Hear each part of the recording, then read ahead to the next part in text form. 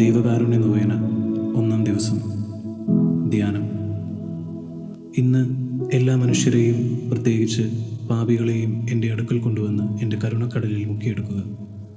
ഇങ്ങനെ ആത്മാക്കളുടെ നാശം മുഖേന എനിക്കുണ്ടാകുന്ന സങ്കടത്തിന് പ്രതിവിധിയായി നീ എന്നെ ആശ്വസിപ്പിക്കും. പ്രാർത്ഥന. ഏറ്റവും കരുണയുള്ള യേശുവേ, ഞങ്ങളോട് ക്ഷമിക്കണമേ. ഞങ്ങളുടെ പാപങ്ങളെ വീക്ഷിക്കരുതേ. അങ്ങയുടെ അപാരമായ നന്മയെ ലക്ഷ്യം വെച്ച് ഞങ്ങൾ അങ്ങയിൽ ശരണപ്പെടുന്നു.